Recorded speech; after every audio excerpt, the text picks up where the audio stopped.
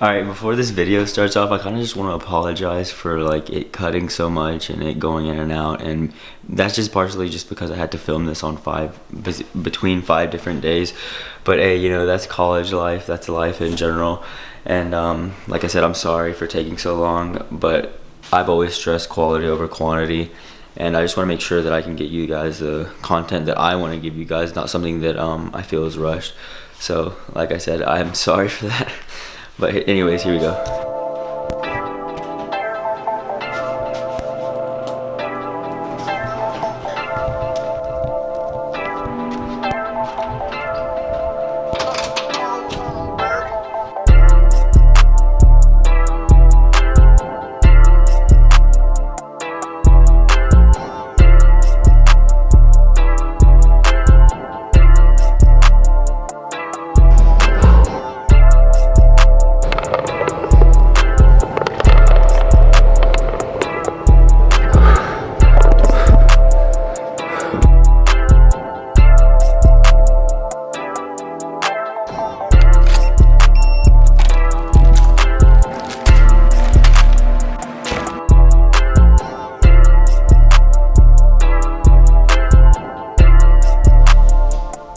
Welcome back, guys. So in today's video we're going to be covering macronutrients, and that's going to be your carbs, your fats, and your proteins. And I'm just going to be giving you guys some general food recommendations in that regard, but we're also going to be covering caloric intake in this video, and I'm going to be giving you guys a simple way to calculate your maintenance calories, just so you have it as a reference point, whether that be you're trying to lose weight or you're trying to gain weight. I want to make sure that you guys have the information to do that the most efficient and healthy way possible.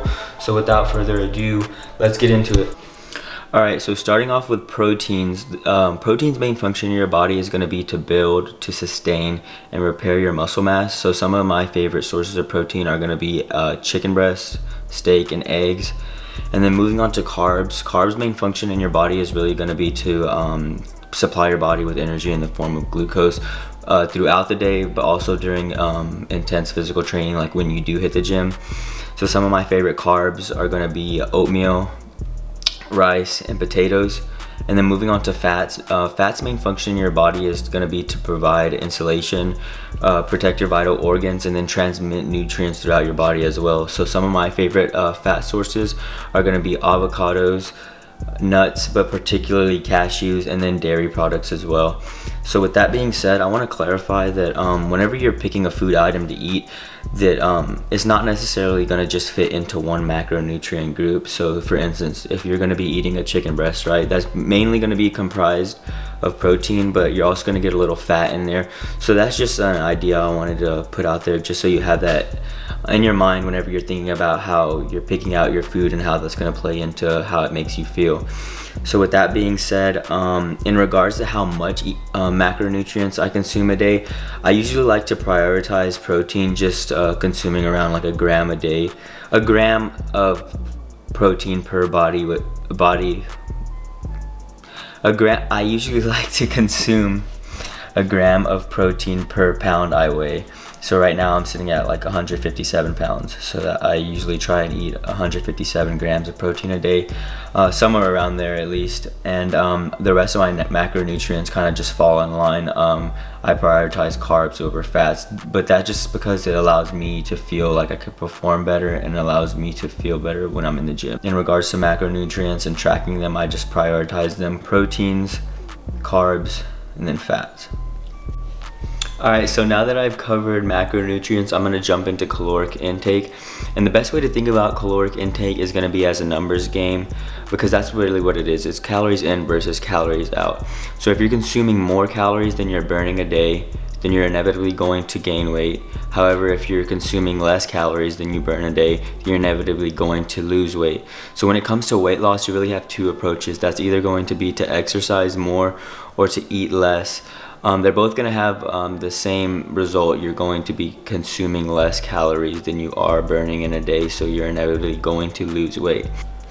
So when it comes to both weight loss and weight gain, we want to approach them the same way, with the same mindset of slow and steady, as we don't want to be gaining or losing 10 to 15 pounds a week. As you could imagine, that has some serious health detriments to you, both mentally and physically. So we want to avoid those at all costs if possible. In regards to calculating your maintenance calories, the best approach that I know of is to multiply your body weight times 15, and this number is going to give you your maintenance calories of how many calories you need to eat in a day in order to stay the same weight. In regards to losing or gaining weight, I would recommend eating anywhere between 200 to 500 calories above or below your maintenance calories, whether that be you're trying to lose weight or gain weight. I think that's just a healthy range, and that's what's worked for me in the past. I'm going to link a video down below by Guzman as he further elaborates on this maintenance calorie concept and gets a little bit more in depth about calculating how your macros fit into that.